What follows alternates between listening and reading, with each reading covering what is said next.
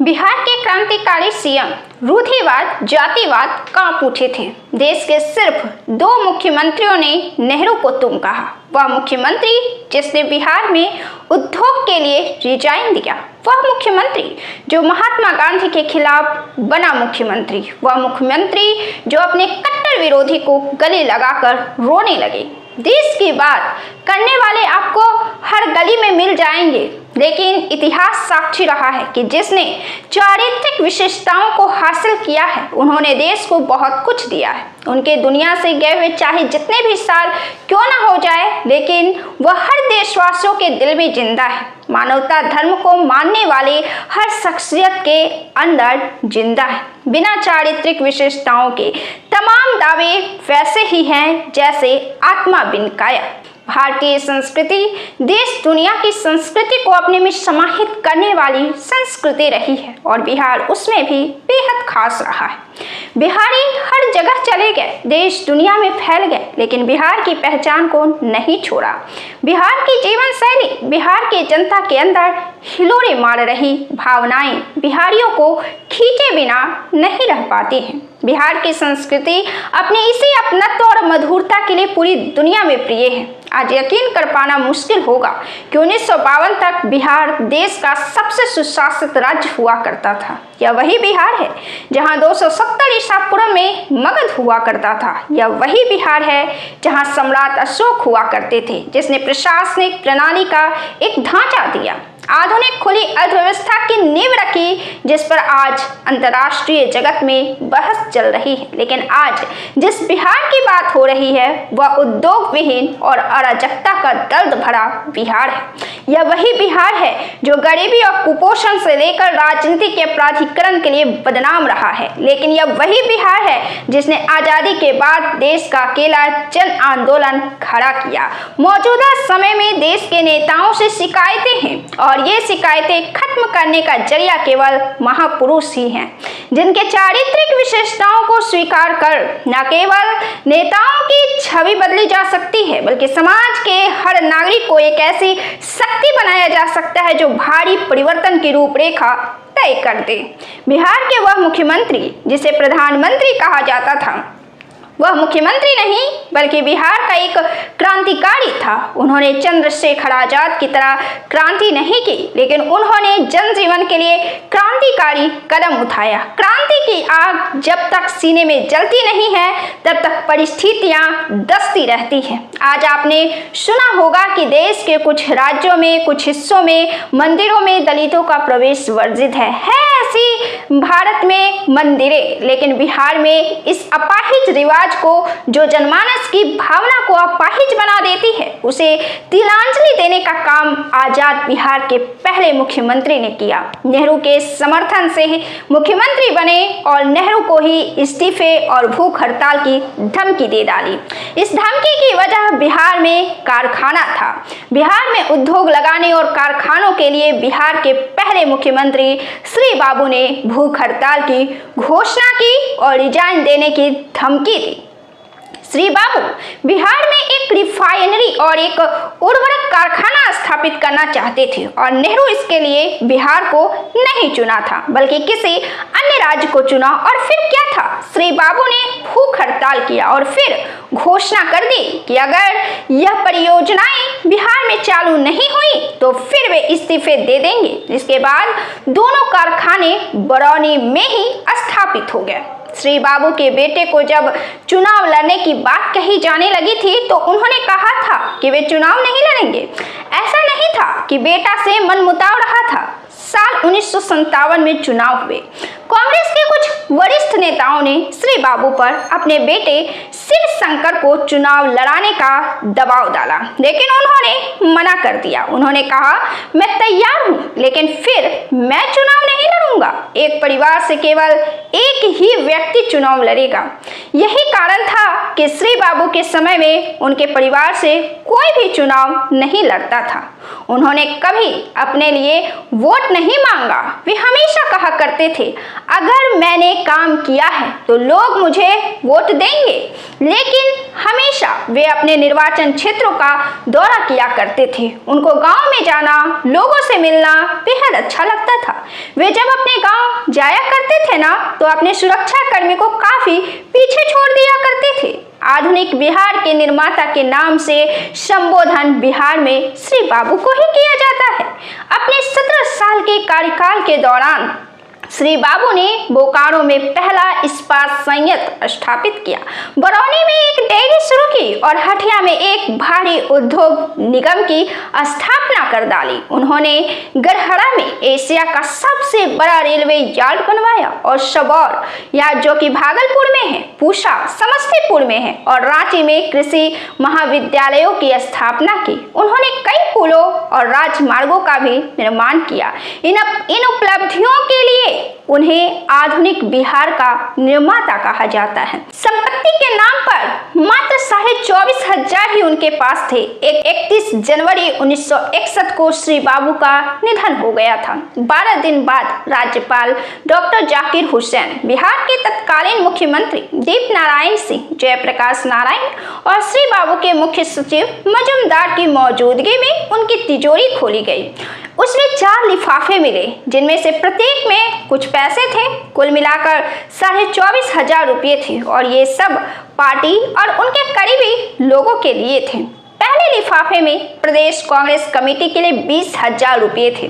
दूसरे में एक दोस्त उजिहार हुसैन मुनीमी की बेटी की शादी के लिए 3,000 रुपये थे। तीसरे लिफाफे में बिहार के तत्कालीन मंत्री महेश प्रसाद सिन्हा की छोटी बेटी की शादी के लिए 1,000 रुपये थे और चौथे में एक भरोसेमंद नौकर के लिए 500 रुपये थे।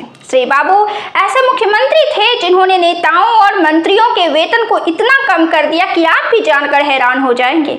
वरिष्ठ पत्रकार संतोष सिंह अपनी किताब the Jannayak Karpoori Thakur voice of the voiceless में लिखते हैं, साल 1937 से लेकर 1939 तक जब वे बिहार के प्रधानमंत्री थे, मंत्रियों को हर महीने 5,000 रुपये वेतन मिलता था। श्री बाबू ने इसे घटाकर 500 रुपये कर दिया। देश के केवल 2 मुख्यमंत्री थे जिन्होंने नेहरू को तुम कहकर पुकारा था, बंगाल के मुख्यमंत्री विधान चंद्र रॉय और बिहार के मुख्यमंत्री श्री बाबू ही वे शख्सियत थे। उनके परपोते अनिल कुमार सिन्हा के अनुसार नेहरू बाबा को इतना पसंद करते थे कि उन्हें केंद्र में गृह मंत्रालय देना चाहते थे, लेकिन बाबा बिहार में ही काम करना पसंद करते थे। फरवरी साल 1957 में बिहार में फिर से विधानसभा चुनाव हुए और कांग्रेस ने 318 में से 210 सीटें जीती। इस बार अनुग्रह बाबू ने मुख्यमंत्री पद के लिए खुलकर अपनी दावेदारी पेश कर दी। उन्हें लगा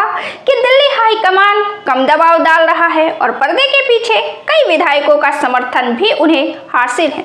दूसरी तरफ श्री बाबू को चुनावों के बाद अपने खिलाफ गुटबाजी का अंदेशा था। उन्होंने पहले से ही कार्रवाई करते हुए पार्टी पर्यवेक्षकों के तौर पर आए बंबई के मुख्यमंत्री मोरारजी देसाई के साथ मिलकर संभावित उम्मीदवारों की सूची से 70 नाम हटवा दिए। इनमें से ज्यादातर अनुग्रह बाबू के खेमे से थे। इस बीच राजपूत अनुग्रह बाबू ने चुनाव के बाद दूसरी जातियों के विधायकों को मनाने पर ध्यान केंद्रित किया। इससे कुछ राजपूत नाराज हो गए और उन्होंने अपना समर्थन श्री बाबू को दे दिया। बिहार के एक प्रमुख कांग्रेस नेता ललितेश्वर प्रसाद शाही अपनी जीवनी बनाते बिहार का साक्षी में लिखते हैं, मार्च में एक दिन आयोजित बैठक में श्री बाबू को कांग्रेस विधायकों से 145 वोट मिले, जबकि अनुग्रह बाबू को 109 वोट मिले। जीत के बाद श्री बाबू अपने समर्थकों के साथ धूमधाम से राजभवन के सामने अपने घर पहुंचे। माहौल जश्न से भरा था और मिठाइयाँ बांटी जा रही थी। श्री बाबू पहली मंजिल पर थे जब उन्हें पता चला कि अनुग्रह बाबू आ रहे हैं। श्री बाबू अपनी भारी भरकम काया के साथ जल्दी से सीढ़ियां उतरकर अनुग्रह बाबू की गाड़ी के दरवाजे तक गए। अनुग्रह बाबू के बाहर निकलते ही श्री बाबू ने उन्हें गले लगा लिया। दोनों रोने लगे। अनुग्रह बाबू ने माफी मांगते हुए कहा, उकसावे में आकर मैंने आपके सामने खड़े होने की भूल की। श्री बाबू ने कहा, देखो अनुग्रह, ये दुश्मनी यहीं खत्म करो, तुम जैसे चाहो सरकार बना लो। दिल्ली विश्वविद्यालय में इतिहास के एसोसिएट प्रोफेसर नरेंद्र कुमार पांडे अपनी पुस्तक डॉक्टर श्री कृष्ण सिंह इतिहास के आईने में लिखते हैं, श्री कृष्ण बंगाली और मराठी नेताओं के विचारों, लेखों और पुस्तकों से प्रभावित थे। वे क्रांति की ओर अग्रसर होने लगे। एक दिन उन्होंने एक हाथ में गीता और दूसरे हाथ में तलवार लेकर गंगा नदी में खड़े होकर प्रण किया कि चाहे इसके लिए उन्हें अपनी जान भी देनी पड़े, लेकिन वे राष्ट्र सेवा के मार्ग से कभी विचलित नहीं होंगे। जब जॉर्ज पंचम पटना आए तो उन्होंने खुद को पूरे दिन अपने कमरे में बंद रखा। श्री कृष्ण अंग्रेजों से इतनी नफरत किया करते थे कि वे दिन भर अपने कमरे से बाहर नहीं निकलते थे, यहाँ तक कि वे खिड़की दरवाजे भी उस दिन बंद कर लेते थे ताकि गलती से किंग जॉर्ज नाक को ना देख सके। उन्होंने बैद्यनाथ धाम देवगढ़ में दलितों के प्रवेश का नेतृत्व किया। वह जमींदारी प्रथा के खिलाफ थे। वे जमींदारी प्रथा को समाप्त करने वाले देश के पहले मुख्यमंत्री थे। ब्रिटिश भारत में उन्हें लगभग 8 साल की कैद हुई थी। उन्होंने सामूहिक बैठकें की जिनमें उन्होंने भाषण दिया। सार्वजनिक भाषण में उनके शेर जैसी दहाड़ के लिए उन्हें बिहार केसरी के रूप में जाना जाता है। भारत की आज़ादी के बाद उन्होंने बिहार को 14 साल तक संवारने का काम किया। श्री बाबू का 14 साल बिहार के शासनकाल में गौरवान्वित रहा है। श्री बाबू ने अपने 14 साल में आधुनिक बिहार की नींव रखी। उन्होंने सामाजिक न्याय से लेकर आर्थिक विकास और शिक्षा तथा अधिकार के प्रबल समर्थक थे। उन्होंने बिहार में सामंती प्रथा को खत्म कर दिया और गरीबी तथा हाशिए पर गए किसान को भूमि का पुनर्वितरण किया। इससे ग्रामीण आबादी की स्थिति में काफी सुधार हुआ। उस ऐतिहासिक सुधार ने ग्रामीण आबादी को महत्वपूर्ण राहत पहुंचाई और राज्य में सामाजिक आर्थिक असमानता को कम करने में काफी योगदान दिया। अपने कार्यकाल के दौरान श्री कृष्ण सिंह ने शैक्षिक विकास को प्राथमिकता दी और साक्षरता एवं उच्च शिक्षा को बढ़ावा देने के लिए कई शैक्षणिक संस्थानों की स्थापना में महत्वपूर्ण भूमिका निभाई। उन्होंने वंचित और हाशिए पर पड़े समुदायों के लिए शिक्षा की पहुंच सुनिश्चित करने के लिए अथक प्रयास किया, जो सामाजिक समानता की दिशा में एक महत्वपूर्ण कदम था।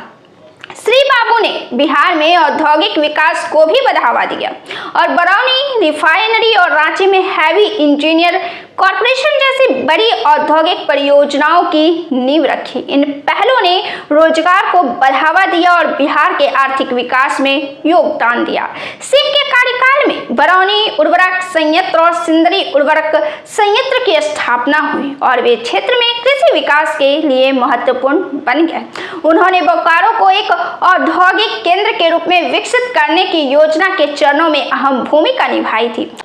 हालांकि बोकारो स्टील प्लांट की स्थापना बाद में 1960 के दशक में उनके उत्तराधिकारियों के नेतृत्व में की गई थी।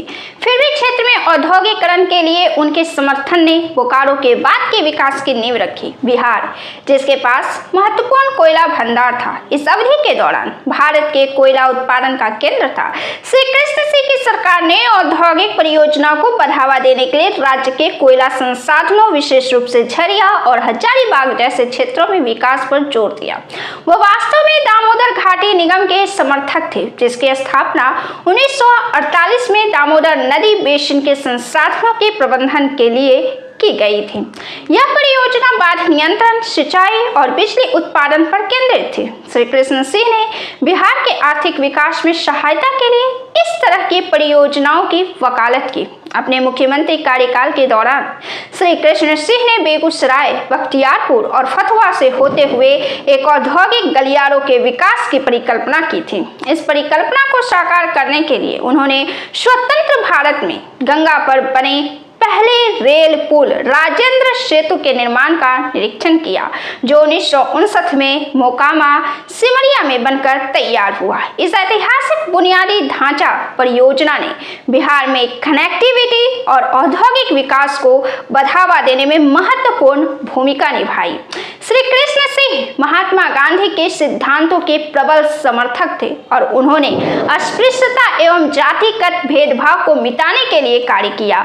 उन्होंने उन्होंने दलितों और पिछड़े वर्गों के उत्थान के लिए नीतियों को सक्रिय रूप से लागू किया और सामाजिक, आर्थिक और राजनीतिक क्षेत्रों में उनकी व्यापक भागीदारी सुनिश्चित की। उनकी सरकार ने किसानों, मजदूरों और औद्योगिक श्रमिकों के लिए कल्याणकारी उपाय भी शुरू किए थे, जिससे जन कल्याण के लिए समर्पित एक नेता के तौर पर उनकी प्रतिष्ठा और भी मजबूत हुई। एक नेता के रूप में श्री बाबू अपनी प्रशासनिक कुशलता, ईमानदारी और जनसेवा के प्रति अटूट प्रतिबद्धता के लिए प्रशंसित थे। उनके दूरदर्शी नेतृत्व ने बिहार को एक प्रगतिशील राज्य में बदल दिया और उन्हें बिहार केसरी की उपाधि दी गई। श्री कृष्ण सिंह का मुख्यमंत्री कार्यकाल बिहार के इतिहास में महत्वपूर्ण प्रगति, सामाजिक सुधार और आर्थिक परिवर्तन के काल के रूप में याद किया जाता है। श्री कृष्ण सिंह का पैतृक गांव मुंगेर जिले के बरबीघा थाना क्षेत्र के मौर में था, लेकिन उनका जन्म 21 अक्टूबर 1887 को नवादा जिले के खनका गांव में हुआ था। दरअसल यहां उनका ननिहाल था। उनके 5 भाई थे, 3 बड़े थे और एक उनसे छोटे थे। उनके पिता का नाम हरिहर सिंह था और वे मुंगेर में जमींदार और शिव भक्त थे। श्री कृष्ण की मां की तबीयत काफी बिगड़ गई। पता चला कि उन्हें प्लेग हो गया है। कुछ ही दिनों में उनका निधन हो गया। उस समय श्री कृष्ण केवल 5 वर्ष के थे। तब से उनकी बड़ी भाभी, उनके सबसे बड़े भाई देवकी नंदन सिंह की पत्नी ने उनकी देखभाल का दायित्व अपने ऊपर ले लिया। श्री बाबू ने अपनी प्रारंभिक शिक्षा अपने पिता हरिहर से प्राप्त की। पहले उन्होंने उर्दू और फिर हिंदी सीखी। 1894 में उन्होंने गांव के स्कूल में पढ़ना शुरू किया। बाद में उन्हें मुंगेर जिला स्कूल में दाखिला मिला और उन्हें छात्रवृत्ति भी मिली। धीरे धीरे अपनी पाठ्य सामग्री के साथ साथ उन्होंने राष्ट्रीय और अंतर्राष्ट्रीय राजनीति पर किताबें पढ़नी शुरू कर दी। राजनीति में उनकी रुचि बढ़ती गई और उन्होंने लोकमान्य तिलक की मराठा और श्री अरविंदो की वंदे मातरम जैसे समाचार पत्र पढ़ना शुरू कर दिया। 1913 में एमए की डिग्री प्राप्त करने के बाद श्री कृष्ण के पटना के नेशनल कॉलेज में अध्यापन कार्य शुरू किया। हालांकि अपने बड़े भाई देवकी नंदन के कहने पर उन्होंने नौकरी छोड़ दी और कानून की पढ़ाई शुरू कर दी। 1915 में उन्होंने कानून में डॉक्टरेट की उपाधि हासिल की और मुंगेर में वकालत शुरू किया। इसी दौरान उनका विवाह हुआ और उनके 2 पुत्र हुए, शिवशंकर और बंदी शंकर। बात 1953 की है। भूदान आंदोलन का नेतृत्व कर रहे गांधीवादी विनोबा भावे बिहार पहुंचे। उन्हें पता चला कि देवघर स्थित बाबा बैद्यनाथ धाम मंदिर में दलितों का प्रवेश वर्जित है। अब यह मंदिर झारखंड राज्य में है। उन्होंने घोषणा की कि वे दलितों के साथ मंदिर जाएंगे। बैद्यनाथ धाम के पुजारियों ने इस पर कड़ी आपत्ति जताई, काफी विरोध जताया। पुजारियों ने विनोबा को रोकने की तमाम कोशिशें की, लेकिन वे नहीं माने और सत्याग्रह पर उतर आए। गुस्साए पुजारियों ने विनोबा पर हमला कर दिया। हंगामा शुरू हो गया और राज्य सरकार पर दबाव बढ़ने लगा। तत्कालीन मुख्यमंत्री श्री बाबू ने घोषणा की, मैं स्वयं दलितों के साथ बैद्यनाथ मंदिर में प्रवेश करूंगा। पुजारी घबरा गए। उन्होंने श्री बाबू के परिवारजनों और निकट सहयोगियों को चेतावनी दी कि उन्हें ऐसा न करना चाहिए और चेतावनी दी कि ऐसा करना विनाशकारी होगा। श्री बाबू के बड़े भाई देवकी नंदन ने भी इसका विरोध किया, लेकिन वे नहीं माने। फिर आया 27 सितंबर 1953। बैद्यनाथ धाम छावनी बन चुका था। श्री बाबू, मंत्री विनोदानंद झा और 700 दलितों के साथ मंदिर में प्रवेश कर पूजा अर्चना करने लगे। पुलिस की मौजूदगी और नेताओं के दृढ़ निश्चय के आगे पुजारी कुछ न कर सके। श्री बाबू के इस ऐतिहासिक कदम के बाद राज्य के सभी सार्वजनिक मंदिरों में किसी भी जाति के प्रवेश पर लगा अनौपचारिक प्रतिबंध हट गया। साल 1937 था जब अंग्रेजों ने बिहार में पहला विधानसभा चुनाव कराया। कांग्रेस को बहुमत मिला, लेकिन अंग्रेजों ने मुस्लिम इंडिपेंडेंट पार्टी के मोहम्मद यूनुस को बिहार का प्रधानमंत्री नियुक्त कर दिया।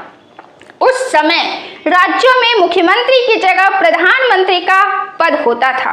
कांग्रेस ने इस फैसले के खिलाफ मोर्चा खोल दिया और आखिरकार यूनुस को इस्तीफा देना पड़ा। इसके बाद कांग्रेस विधायक दल का नेता चुनने की प्रक्रिया प्रारंभ हुई। महात्मा गांधी ने अनुग्रह नारायण सिंह को चुना। वे अनुग्रह नारायण को चंपारण सत्याग्रह के दिनों से जानते थे। गांधी जी ने वरिष्ठ कांग्रेस नेता और बाद में राष्ट्रपति बने डॉक्टर राजेंद्र प्रसाद को एक पत्र लिखा, जिसमें कहा गया था अनुग्रह बाबू को विधायक दल का नेता चुना जाना चाहिए।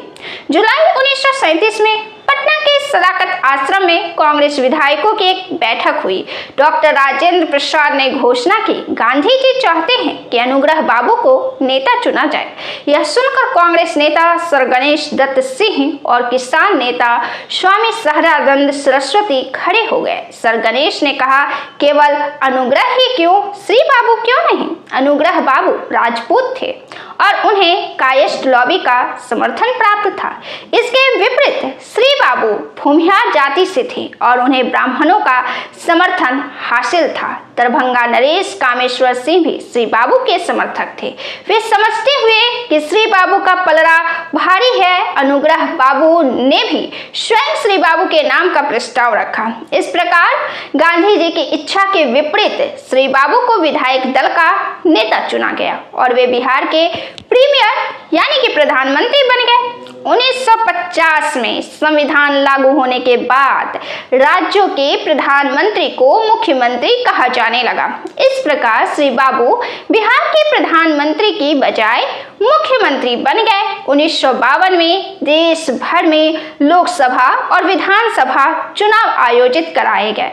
कांग्रेस ने बिहार की 231 विधानसभा सीटों में से 235 सीटें जीती। अगला चरण विधायक दल के नेता का चुनाव था। पंडित नेहरू ने एक बार फिर श्री बाबू का समर्थन किया, लेकिन राष्ट्रपति राजेंद्र प्रसाद अनुग्रह नारायण को मुख्यमंत्री बनाना चाहते थे। दोनों पक्षों में जोरदार पैरवी हुई। अंततः नेहरू ने अनुग्रह बाबू से बात की और एक राजनीतिक फॉर्मूला प्रस्तावित किया, जिस पर अनुग्रह सहमत हो गए। विधायक दल की बैठक में अनुग्रह बाबू ने स्वयं श्री बाबू का नाम को प्रस्तावित किया। नेहरू की व्यवस्था के तहत श्री बाबू मुख्यमंत्री और अनुग्रह बाबू उप मुख्यमंत्री बने। अनुग्रह बाबू ने वित्त मंत्रालय का कार्यभार भी संभाला। हालांकि उनके बीच राजनीतिक प्रतिद्वंदिता तो थी, फिर भी आपसी विश्वास कभी कम नहीं हुआ।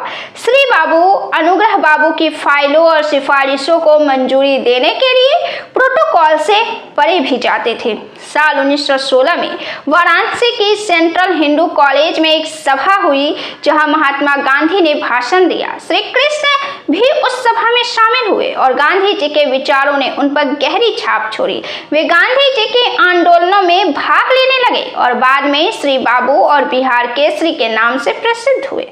साल 1920 में गांधी जी ने असहयोग आंदोलन शुरू किया। अगले ही साल श्री बाबू ने अपनी वकालत छोड़ दी और आंदोलन में शामिल हो गए। यहाँ तक कि जेल भी गए। रिहा होने के बाद वे कांग्रेस में शामिल हो गए। 1927 में वे बिहार विधान परिषद के सदस्य बने। इस समय तक श्री बाबू बिहार के प्रमुख नेताओं में से एक माने जाने लगे थे। सिन्हा ने भारत में जाति व्यवस्था का कड़ा विरोध किया। साल 1940 में गांधी ने उन्हें बिहार का पहला सत्याग्रही बताया, जबकि A.N. सिन्हा दूसरे थे। उन्हें 9 महीने 22 नवंबर 1940 से लेकर 26 अगस्त 1941 तक जेल में रखा गया। 1942 में शुरू हुई भारत छोड़ो आंदोलन के दौरान उन्हें 10 अगस्त को गिरफ्तार कर लिया गया। गंभीर रूप से बीमार होने के बाद उन्हें 1944 में हजारीबाग जेल से रिहा किया गया। उसी वर्ष prince of Wales medical college में उनकी पत्नी का निधन हो गया। सिन्हा की पहली मुलाकात महात्मा गांधी से 1916 में बनारस के सेंट्रल हिंदू कॉलेज में हुई थी। उन्होंने 1921 में गांधी जी के असहयोग आंदोलन में भाग लेने के लिए वकालत छोड़ दी।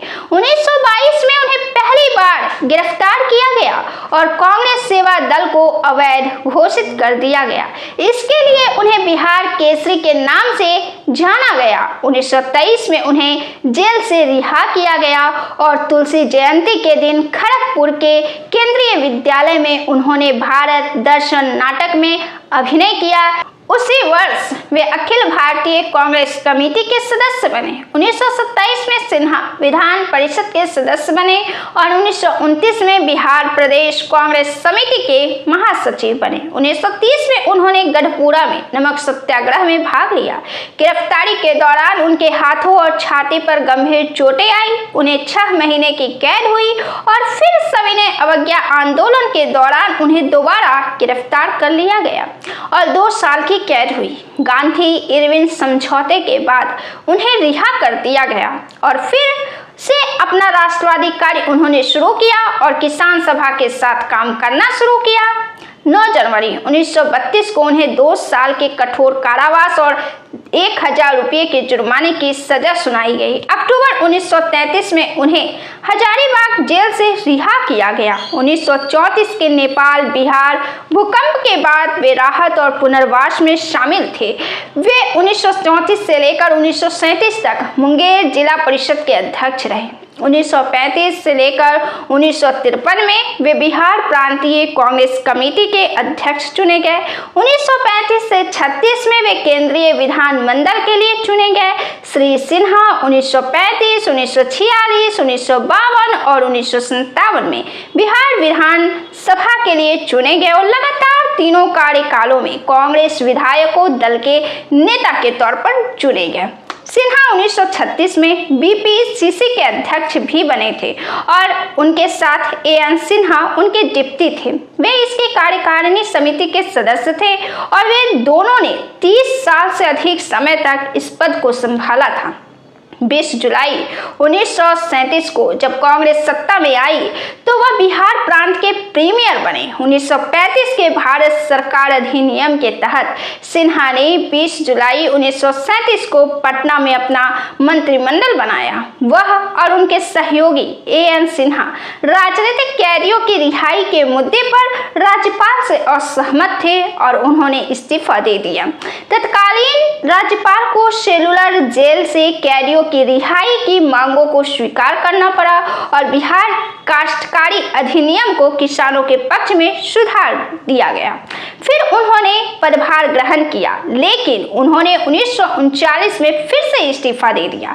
जैसा कि सभी कांग्रेसी मुख्यमंत्री ने भारतीय लोगों की सहमति के बिना भारत को द्वितीय विश्व युद्ध में शामिल करने के